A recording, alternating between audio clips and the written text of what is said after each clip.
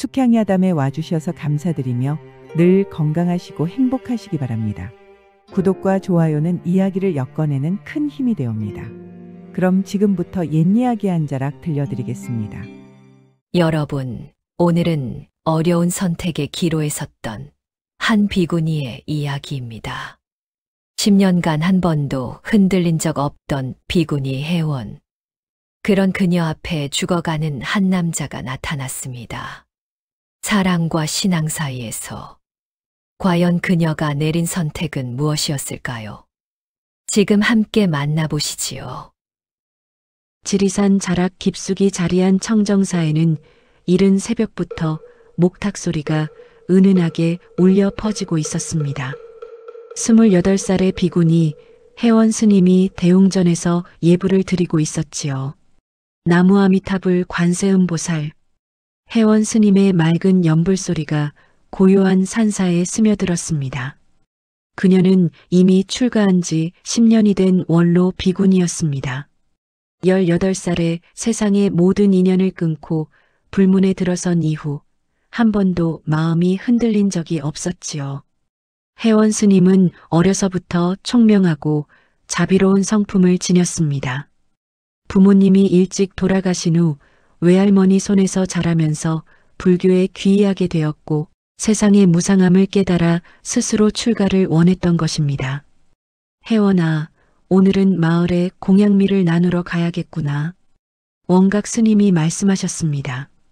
원각 스님은 혜원의 은사이자 청정사의 주지 스님이셨지요. 칠순을 넘긴 고승으로 평생을 청정하게 수행에만 정진해 오신 분이었습니다. 네, 스승님. 준비하겠습니다. 혜원 스님은 공양미와 약초들을 바구니에 담았습니다. 매달 보름이면 산 아래 송정마을의 가난한 집들을 찾아가서 쌀과 약초를 나누어 주는 것이 청정사의 오랜 전통이었거든요. 혜원아, 마음을 항상 깨어있게 하여라. 세상에는 수행을 방해하는 것들이 많으니까. 네, 스승님. 명심하겠습니다. 혜원 스님은 동반 스님 혜정과 함께 산길을 내려갔습니다. 5월의 실록이 온 산을 푸르게 물들이고 계곡물이 맑게 흘러내리는 아름다운 날이었습니다. 스님, 오늘따라 날씨가 참 좋네요. 23살의 혜정 스님이 환한 미소로 말했습니다. 혜정은 혜원보다 5살 어렸지만 출가한 지는 7년이나 된 동료였지요. 그러게 말이야. 부처님께서 우리에게 좋은 날씨를 주신 것 같구나. 두 비구니는 마을에 도착해서 집집마다 돌며 공양미를 나누어 주었습니다. 마을 사람들은 스님들을 반갑게 맞아주었지요.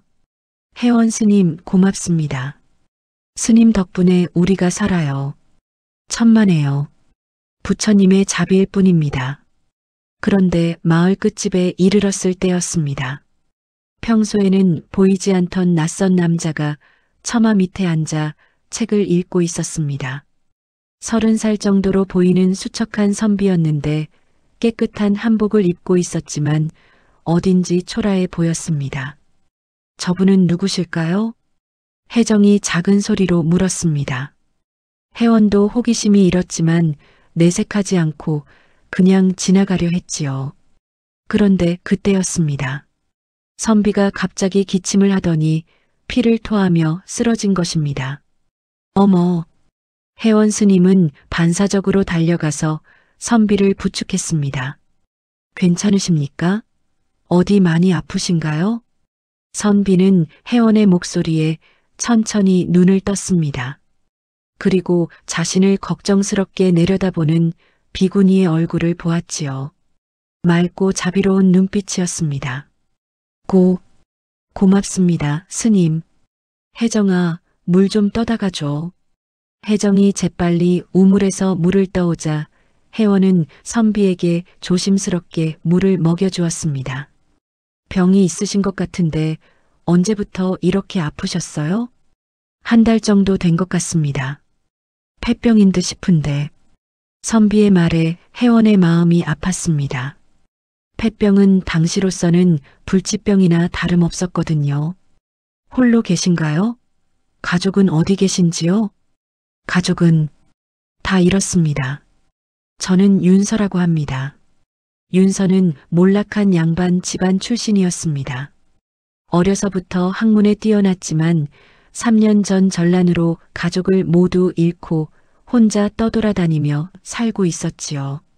최근에는 병까지 얻어서 이 산골 마을에 머물고 있었던 것입니다.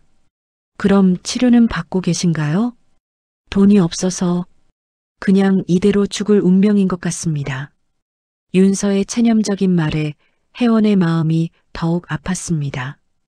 혜정 스님, 우리가 가져온 약초 중에 폐병에 좋은 것들이 있지? 네, 혜원 스님. 도라지와 길경, 감초가 있어요. 그럼 이 약초들을 드릴게요. 달여서 드시면 조금이라도 도움이 될 거예요. 혜원은 자신들이 가져온 약초 중 상당 부분을 윤서에게 주었습니다. 스님, 이런 귀한 것을 어떻게? 부처님께서 중생을 구제하라고 하신 것입니다. 당연한 일이에요. 윤서는 혜원의 자비로운 마음에 깊이 감동했습니다. 지금까지 만난 사람들 중에서 이렇게 따뜻한 마음을 가진 이는 처음이었거든요. 스님의 은혜를 어떻게 갚아야 할지 은혜 같은 건 없어요. 다만 몸 건강히 하셔서 오래오래 사시길 바랄 뿐입니다. 혜원은 윤서에게 약초 다리는 법을 자세히 알려주고 며칠 후 다시 올 것을 약속했습니다. 절로 돌아오는 길에 혜정이 말했습니다. 스님, 그분 참 불쌍해 보여요. 그러게 말이야. 저렇게 젊은 분이. 혜원도 마음이 무거웠습니다. 하지만 그것이 단순한 동정심만은 아니었다는 것을 혜원 자신도 아직 깨닫지 못했지요. 며칠 후 혜원은 약속대로 윤서를 찾아갔습니다. 이번에는 혼자 갔습니다. 몸은 좀 어떠세요?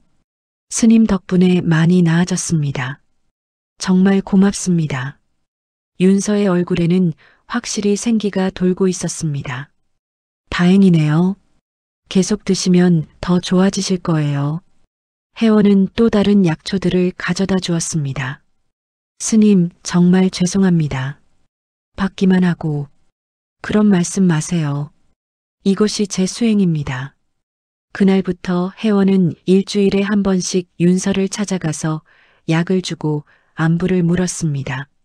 처음에는 단순히 환자를 돌보는 마음이었지만 계절이 바뀌어 가면서 윤서와의 만남이 기다려졌지요. 절에서 연부를 드릴 때면 자꾸만 그의 안부가 궁금해졌고 산길을 내려갈 때마다 가슴이 두근거렸습니다. 윤서도 혜원이 올 날만을 손꼽아 기다렸습니다. 그녀의 따스한 미소와 다정한 말씀이 병든 몸과 외로운 마음에 담비 같은 위안이 되었거든요. 스님은 언제 출가하셨나요? 어느 날 윤서가 물었습니다. 10년 전에요. 18살 때였죠. 그렇게 어린 나이에. 특별한 이유가 있으셨나요? 혜원은 잠시 망설이다가 대답했습니다. 부모님을 잃고 세상이 무상하다는 것을 깨달았어요. 그래서 부처님께 귀의하기로 한 거죠. 저와 비슷하네요. 저도 가족을 모두 잃었거든요. 두 사람은 서로의 아픔을 이해할 수 있었습니다. 그것이 더욱 마음을 가깝게 만들었지요. 윤서 거사는 학문을 많이 하신 것 같아요. 그저 글이나 읽으며 시간을 보낼 뿐입니다. 스님도 경전을 많이 읽으시죠? 네, 하지만 세속의 학문도 궁금할 때가 있어요. 그럼 제가 읽던 책들을 빌려드릴까요? 그래도 될까요? 윤서는 기꺼이 자신의 책들을 혜원에게 빌려주었습니다. 시집, 역사서, 철학서 등 다양한 책들이었지요. 혜원은 절에 돌아가서 등불 아래서 그 책들을 읽었습니다. 특히 시집을 읽을 때면 가슴 한구석이 간질거렸지요. 이런 낯선 감정에 당황하면서도 책장을 덮을 수가 없었습니다. 밤이 깊어도 잠이 오지 않았습니다. 윤서의 온화한 목소리가 귓가에 맴돌고 그가 건네준 차 한 잔의 따뜻함이 손끝에 남아있는 것만 같았지요. 혜원은 자신에게 일어나는 변화를 알아차렸지만 그것이 무엇인지 인정하기가 두려웠습니다. 혜원아, 요즘 무슨 책을 그렇게 열심히 읽니? 원각 스님이 물으셨습니다. 그게 마을의 한 거사분이 빌려주신 책입니다. 세속의 책은 수행에 방해가 될 수 있으니 주의하거라. 네, 스승님. 하지만 혜원의 마음속에는 이미 변화가 시작되고 있었습니다. 10년 동안 잠들어 있던 여자로서의 감정이 조금씩 깨어나고 있었던 것이지요. 어느 날 혜원이 평소처럼 윤서를 찾아갔을 때였습니다. 윤서가 마당에서 시를 짓고 있었지요. 무슨 시를 쓰고 계세요? 그냥 요즘 드는 생각을 적어본 것뿐입니다. 윤서는 부끄러워하며 종이를 감추려 했지만 혜원이 청했습니다. 읽어봐도 될까요? 정말 부끄러운 글인데. 혜원은 윤서가 쓴 시를 읽었습니다. 산사에서 내려온 자비의 보살, 병든 몸에 감로수를 부어주네. 그 맑은 눈빛 한번 바라보니 죽어가던 마음도 되살아나네. 혜원의 얼굴이 붉어졌습니다. 이 시가 자신에 대한 것임을 알 수 있었거든요. 거사님, 이런 시를. 죄송합니다, 스님. 불경한 생각을 했습니다. 아니에요. 아름다운 시예요. 그 순간 두 사람의 시선이 마주쳤습니다. 윤서의 간절한 눈길과 혜원의 당황한 표정이 오래도록 이어졌지요. 혜원은 급히 고개를 돌렸지만 가슴속 깊은 곳에서 무언가가 요동치는 것을 감출 수 없었습니다. 그날 밤 혜원은 잠을 이룰 수 없었습니다. 윤서의 시가 계속 머릿속을 맴돌았고 그의 애절한 시선이 눈앞에 어른거렸지요. 예불 시간에도 집중할 수 없었고 연부를 외우다가도 자꾸만 딴 생각이 들었습니다. 이런 마음을 가져서는 안 되는데. 혜원은 자신의 감정을 억누르려 애썼지만 마음 한구석에서 피어오르는 따뜻한 느낌을 완전히 지울 수는 없었습니다. 10년 동안 고요했던 마음의 호수에 돌멩이가 떨어진 것처럼 파문이 점점 넓어져 갔지요. 그날 이후 혜원의 마음은 혼란스러웠습니다. 윤서를 만나는 것이 기대되면서도 두려웠지요. 비구니로서 가져서는 안 될 감정이 자꾸만 일어났거든요. 혜원 스님, 요즘 무슨 일 있어요? 얼굴이 어둡네요. 혜정이 걱정스럽게 물었습니다. 아무것도 아니야. 그냥 수행이 잘 안 돼서. 혜원은 거짓말을 했습니다. 동료 비구니에게조차 자신의 마음을 털어놓을 수 없었거든요. 며칠을 고민한 끝에 혜원은 윤서를 만나지 않기로 결심했습니다. 다른 비구니에게 약을 전해달라고 부탁하고 자신은 절에만 머무르려 했지요. 하지만 열흘이 지나도록 윤서의 안부가 궁금해서 견딜 수가 없었습니다. 밤마다 그가 혼자서 아프고 있을 모습을 상상하면 가슴이 미어졌지요. 그분의 약이 떨어졌을 수도 있고 병이 악화되었을 수도. 혜원은 자신에게 온갖 핑계를 대며 결국 다시 윤서를 찾아갔습니다. 스님, 어디 편찮으셨나요? 열흘이나 안 오시니까 매일 걱정했습니다. 윤서의 애타는 표정을 보니 혜원의 마음이 더욱 흔들렸습니다. 죄송해요. 절에 일이 있어서. 그럴 줄 알았어요. 그런데 스님께 드릴 말씀이 있습니다. 무슨 말씀인데요? 윤서는 조심스럽게 말했습니다. 제가 스님을 뵈면서 마음이 편안해집니다. 이런 말씀을 드려도 될지 모르겠지만, 거사님, 제가 병들어 죽어가는 몸이지만 스님을 만나면서 삶에 대한 희망이 생겼어요. 윤서의 진솔한 고백에 혜원은 어떻게 대답해야 할지 몰랐습니다. 거사님의 마음 알겠어요. 하지만 저는 알고 있습니다. 스님은 부처님의 제자이시고 저는 그저 속세의 범부일 뿐이죠. 윤서의 쓸쓸한 표정에 혜원의 가슴이 아팠습니다. 그런 게 아니에요. 저도 거사님을 만나면서 혜원은 말을 다 하지 못했습니다. 차마 자신의 진짜 마음을 털어놓을 수 없었거든요. 스님도 뭔가 힘든 일이 있으시죠? 윤서는 혜원의 표정을 보고 그녀의 마음을 짐작했습니다. 네, 사실은 혜원은 더 이상 참을 수 없었습니다. 거사님을 만나면서 제 마음에 변화가 생겼어요. 비구니로서 가져서는 안 될 마음이. 스님, 저도 거사님을 그리워하고 만나고 싶어 해요. 이런 마음을 가진 제가 부끄럽습니다. 혜원이 드디어 자신의 진심을 고백했습니다. 윤서는 깊이 감동했지요.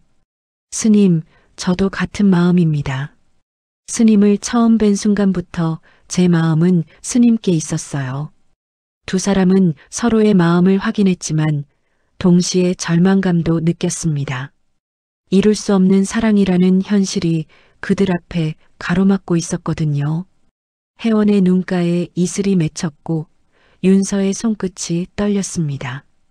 우리는 어떻게 해야 할까요? 혜원이 목이 메인 채로 물었습니다. 모르겠어요, 스님. 하지만 이 마음만큼은 진실합니다. 그날부터 두 사람의 관계는 더욱 깊어졌습니다. 겉으로는 스님과 신도의 관계였지만 마음으로는 서로를 그리워하는 남녀였지요. 혜원은 윤서를 만날 때마다 행복의 절정을 맛봤지만 동시에 죄책감의 나락으로 떨어졌습니다. 자신이 불계를 어기고 있다는 생각 때문이었지요. 밤마다 홀로 앉아 스스로를 채찍질했습니다. 나는 지금 부처님을 배신하고 있다. 10년간 쌓아온 수행이 모두 물거품이 되는 건가?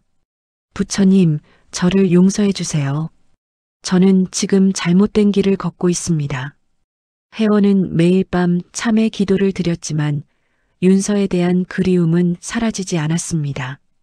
원각 스님도 혜원의 변화를 눈치채셨습니다. 혜원아, 요즘 마음이 어수선해 보이는구나. 죄송합니다, 스승님. 무슨 일이니? 편하게 말해보거라. 혜원은 한참을 망설이다가 조심스럽게 말했습니다. 스승님, 만약 비구니가 세속에 대한 정을 갖게 된다면 어떻게 해야 할까요? 원각 스님의 표정이 심각해졌습니다. 혜원아, 너에게 무슨 일이 일어난 거냐?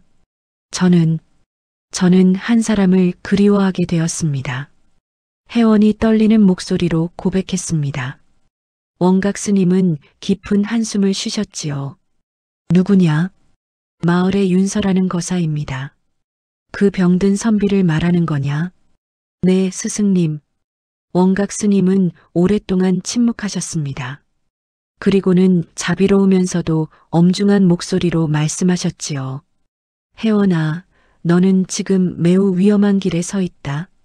출가자가 세속의 정에 빠지면 수행의 길에서 멀어질 뿐만 아니라 영원한 지옥에 떨어질 수도 있다. 알고 있습니다, 스승님. 그럼 왜 그 마음을 버리지 못하느냐? 저도 모르겠습니다.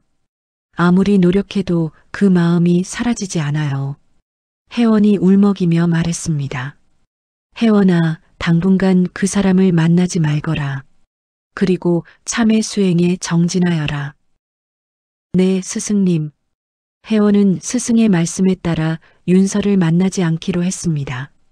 하지만 그것은 더욱 큰 고통이었지요. 한 달이 지났습니다. 혜원은 윤서를 보고 싶은 마음을 억누르며 열심히 수행했습니다.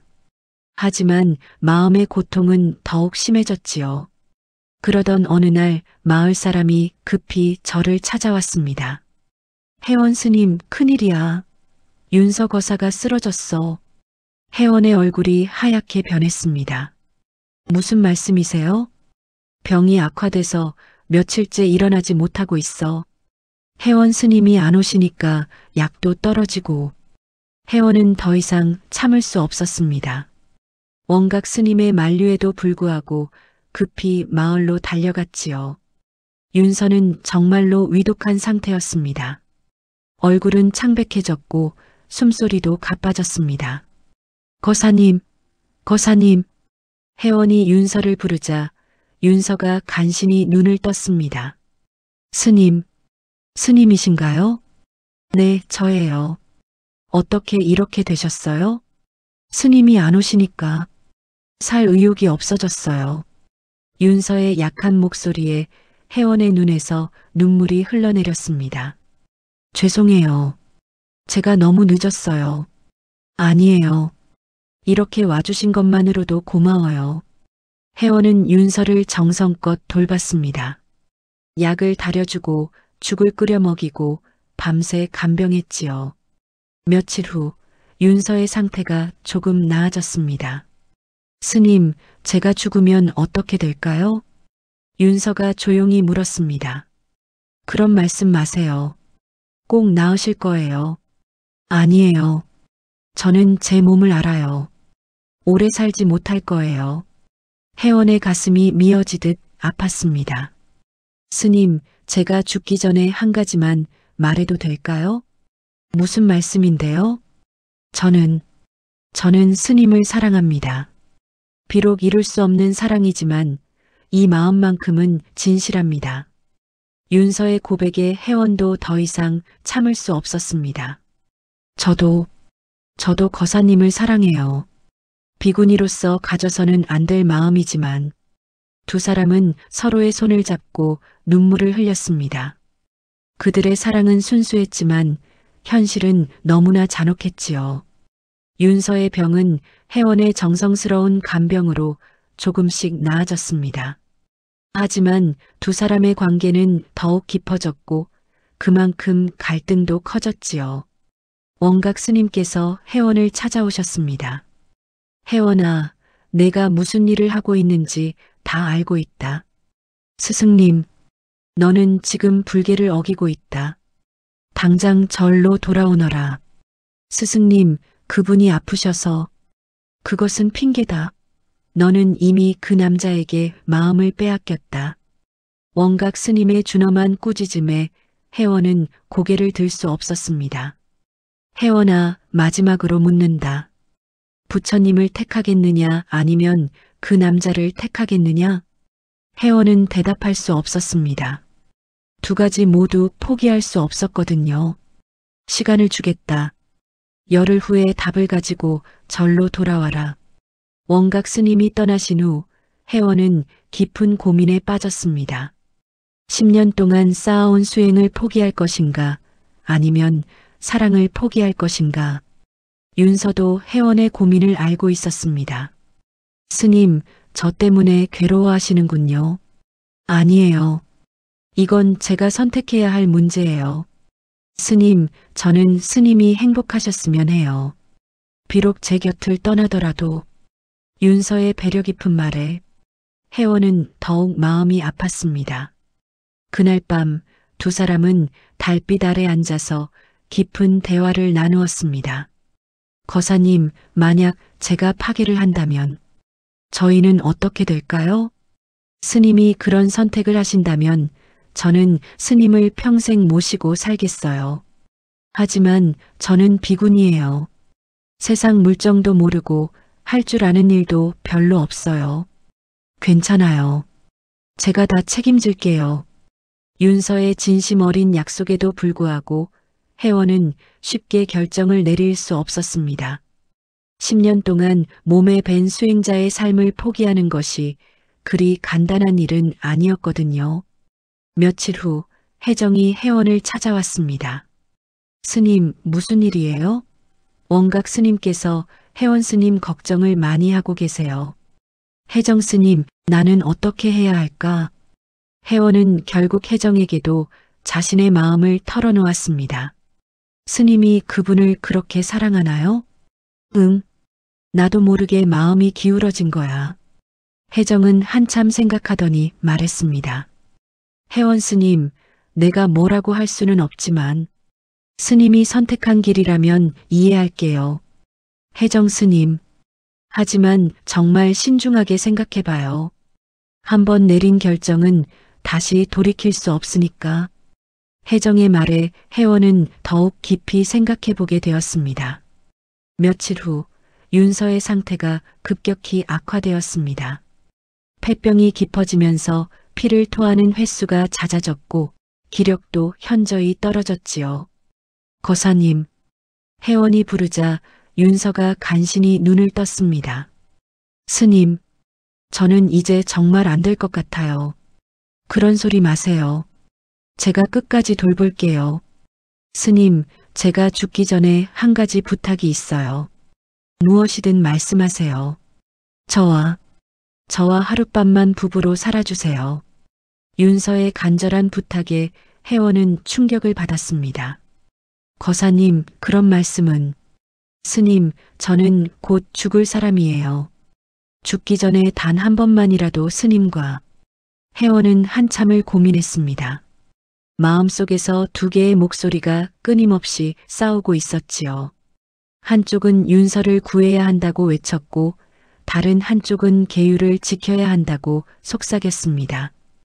결국 혜원은 눈물을 흘리며 말했습니다. 거사님을 구하고 싶어요. 하지만 저는 스님 괜찮아요. 억지로 하실 필요 없어요. 윤서가 혜원의 떨리는 손을 잡으며 말했습니다. 아니에요. 제가 비겁한 거예요. 사랑한다고 하면서도 끝까지 책임지지 못하는. 혜원은 자신의 나약함을 자책했습니다. 그날 밤 두 사람은 서로를 바라보며 눈물만 흘렸지요. 거사님, 네 스님. 혜원은 오랫동안 윤서의 손을 잡고 고민했습니다. 마음속에서는 온갖 생각들이 소용돌이쳤지요. 스승님의 가르침, 10년간의 수행, 부처님에 대한 믿음. 하지만 사랑하는 사람이 곧 세상을 떠날지도 모른다는 현실 앞에서 모든 것이 무력해 보였습니다. 마침내 혜원은 떨리는 목소리로 말했습니다. 거사님, 저는 끝까지 비구니로 남고 싶어요. 이것이 제가 걸어온 길이고 앞으로도 걸어가야 할 길인 것 같아요. 윤서의 얼굴에 실망이 스쳤지만 곧 이해하는 표정을 지었습니다. 알겠어요, 스님. 스님의 뜻을 존중하겠어요. 하지만 거사님 곁에는 끝까지 있을게요. 마지막 순간까지. 고맙습니다, 스님. 혜원은 윤서의 손을 꼭 잡고 밤을 새웠습니다. 두 사람은 서로의 체온을 느끼며 마지막 시간을 함께 했지요. 스님, 저는 스님을 사랑했던 시간이 제 인생에서 가장 행복한 시간이었어요. 저도 마찬가지예요, 거사님. 다음 생에는 우리가 함께 할 수 있을까요? 꼭 그럴 거예요. 부처님께서 저희에게 인연을 주실 거예요. 새벽이 밝아올 무렵 윤서가 혜원의 이름을 부르며 조용히 숨을 거두었습니다. 혜원, 네, 거사님. 저 여기 있어요. 사랑해요. 그것이 윤서의 마지막 말이었습니다. 혜원은 윤서의 시신을 붙들고 하루 종일 울었습니다. 사랑하는 사람을 잃은 슬픔과 그에게 모든 것을 주지 못한 후회가 마음을 찢었지요. 마을 사람들과 함께 윤서의 장례를 치른 후 혜원은 청정사로 돌아왔습니다. 스승님, 돌아왔습니다. 그래, 많이 힘들었구나. 원각 스님은 혜원을 따뜻하게 맞아주셨습니다. 스승님, 저는 끝까지 계율을 어기지 않았습니다. 그래, 잘했다. 하지만 마음으로는 이미 계율을 어겼습니다. 혜원은 자신의 모든 것을 스승님께 고백했습니다. 혜원아, 너는 인간이다. 사랑하는 마음을 갖는 것 자체가 죄는 아니야. 다만 그 마음을 어떻게 승화시키느냐가 중요한 거지. 어떻게 승화시켜야 할까요? 그 사람에 대한 사랑을 모든 중생에 대한 사랑으로 넓혀가는 거야. 그것이 진정한 수행이다. 스승님의 말씀에 혜원은 새로운 깨달음을 얻었습니다. 그날부터 혜원은 더욱 열심히 수행에 정진했습니다. 윤서에 대한 그리움을 모든 고통받는 중생들에 대한 자비로 승화시켜 갔지요. 윤서가 세상을 떠난 지 30년이 흘렀습니다. 혜원 스님은 이제 58살의 중년 비구니가 되어 있었고 청정사뿐만 아니라 전국에서 존경받는 고승이 되어 있었지요. 그동안 혜원 스님은 수많은 사람들의 아픔을 어루만져 주었습니다. 사랑에 아파하는 젊은이들, 자식을 잃고 슬퍼하는 부모들, 병으로 고생하는 환자들, 모든 사람들이 혜원 스님을 찾아왔고 혜원 스님은 그들에게 따뜻한 위안을 주었습니다. 스님, 어떻게 그렇게 사람들의 마음을 잘 아세요? 사람들이 물으면 혜원 스님은 이렇게 답했습니다. 저도 한때 사랑에 아파했고 이별의 슬픔을 겪었기 때문입니다. 그 아픔이 있었기에 다른 사람들의 고통을 이해할 수 있게 되었지요. 혜원 스님은 윤서와의 사랑을 후회하지 않았습니다. 오히려 그 사랑이 자신을 더 큰 자비심을 가진 스님으로 만들어 주었다고 생각했지요. 어느 봄날 혜원 스님이 산책을 하고 있을 때였습니다. 산길에서 한 젊은 부부를 만났는데 남편이 아내를 부축하고 있었지요. 임신한 아내가 해산을 앞두고 있는 것 같았습니다. 스님, 도와주세요. 아내가 갑자기 아파서. 혜원 스님은 재빨리 두 사람을 절로 데려와서 아이를 받아주었습니다. 건강한 사내아이였지요. 정말 고맙습니다, 스님. 젊은 부부가 눈물을 흘리며 감사 인사를 드렸습니다. 천만에요. 새 생명이 태어나는 것보다 기쁜 일이 어디 있겠어요. 혜원 스님은 갓 태어난 아기를 바라보며 환한 미소를 지었습니다. 그때 문득 윤서가 생각났지요. 만약 자신이 다른 선택을 했다면 이런 아이를 낳아 기를 수도 있었을 텐데. 하지만 후회는 없었습니다. 대신 모든 아이들이 자신의 아이 같았고 모든 부모의 기쁨이 자신의 기쁨 같았지요. 그날 밤 혜원 스님은 윤서의 제40주기를 맞아 특별 기도를 올렸습니다. 윤서 거사님, 저는 잘 살고 있어요. 거사님과의 사랑이 헛되지 않게 그 사랑을 세상의 모든 아픈 이들에게 나누어주며 살고 있습니다. 거사님께서 제게 가르쳐 주신 진정한 사랑의 의미를 이제야 깨닫게 되었어요. 기도를 마치고 나니 마음이 평안해졌습니다. 그리고 어디선가 윤서의 음성이 들리는 것 같았지요. 고맙습니다, 스님. 스님이 올바른 길을 걸어가고 계신 것을 보니 저도 기뻐요. 그 후로 혜원 스님은 더욱 많은 사람들을 도왔습니다. 특히 사랑에 고민하는 사람들에게는 특별한 관심을 기울였지요. 스님, 저는 어떻게 해야 할까요? 사랑하는 사람이 있지만 신분 차이 때문에 결혼할 수 없어요. 젊은 여인이 찾아와서 하소연했습니다. 그 사랑이 진실하다면 설사 함께할 수 없더라도 그 사랑 자체는 아름다운 거예요. 중요한 것은 그 사랑을 어떻게 승화시키느냐입니다. 승화시킨다는 게 무슨 뜻인가요? 한 사람만을 사랑하는 마음을 세상 모든 사람을 사랑하는 마음으로 넓혀가는 거죠. 그러면 그 사랑은 더욱 숭고해집니다. 혜원 스님의 조언을 들은 여인은 깊이 감동했습니다. 스님은 어떻게 그런 지혜를 얻으셨나요? 저도 한때 사랑에 아파했거든요. 그 아픔이 저를 성장시켜 주었어요. 이렇게 혜원 스님은 자신의 경험을 바탕으로 많은 사람들에게 위안을 주었습니다. 세월이 더 흘러서 혜원 스님이 고일을 맞았을 때였습니다. 전국 각지에서 혜원 스님의 칠순 생신을 축하하러 사람들이 구름처럼 몰려왔지요. 그 중에는 혜원 스님에게 도움을 받았던 이들과 그들의 자식, 손자들까지 있었습니다. 스님 덕분에 저희 부부가 화해했어요. 스님께서 살려주신 저희 아이가 이제 장가를 갑니다. 스님의 가르침으로 마음의 평안을 찾았어요. 사람들의 감사 인사를 들으며 혜원 스님은 깊은 보람을 느꼈습니다. 그날 저녁 혜원 스님은 홀로 윤서와 처음 만났던 그 마을길에 서 있었습니다. 50년 전의 기억들이 파노라마처럼 스쳐 지나갔지요. 그때의 설렘과 기쁨, 갈등과 아픔, 그리고 이별의 슬픔까지. 거사님, 저는 이제 깨달았어요. 진정한 사랑이 무엇인지를. 혜원 스님은 별이 총총한 밤하늘을 바라보며 속삭였습니다. 사랑은 소유하는 게 아니라 주는 거였어요. 한 사람을 사랑했던 그 마음을 세상 모든 사람에게 나누어 주는 것, 그것이 진정한 사랑이었네요. 그때 어디선가 따뜻한 바람이 불어왔습니다. 윤서의 홀령이 혜원 스님을 축복해 주는 것 같았지요. 스님이 걸어온 길이 옳았어요. 우리의 사랑은 헛되지 않았어요. 혜원 스님은 평생에 걸쳐 윤서와의 사랑을 승화시켜 수많은 사람들에게 자비와 사랑을 베풀었습니다. 그녀의 사랑은 한 사람에게서 시작되어 세상으로 퍼져나갔지요.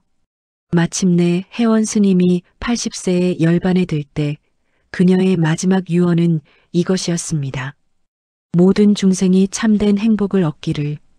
그리고 윤서 거사님, 저희의 사랑이 헛되지 않았음을 이제 알겠어요. 다음 생에서는 부처님의 가르침 안에서 다시 만나요. 혜원 스님의 장례식에는 수천 명의 사람들이 모여들었습니다.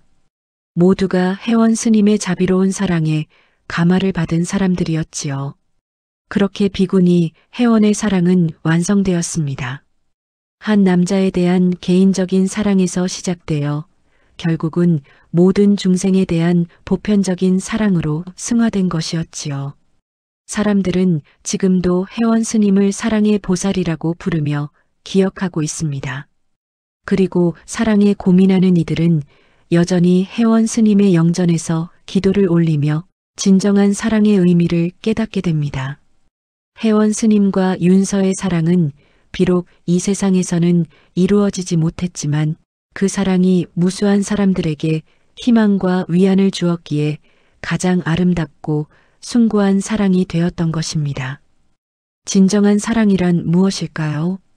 어떤 사랑은 소유하고자 하고, 어떤 사랑은 함께하고자 하며, 어떤 사랑은 포기하고자 합니다.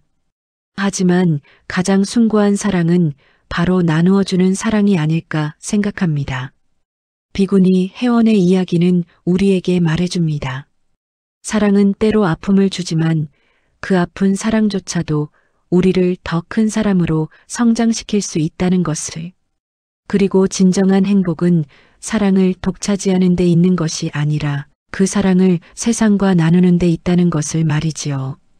오늘도 사랑 때문에 아파하는 모든 분들께 이 이야기를 바칩니다. 여러분의 사랑 또한 언젠가는 아름다운 결실을 맺을 것입니다.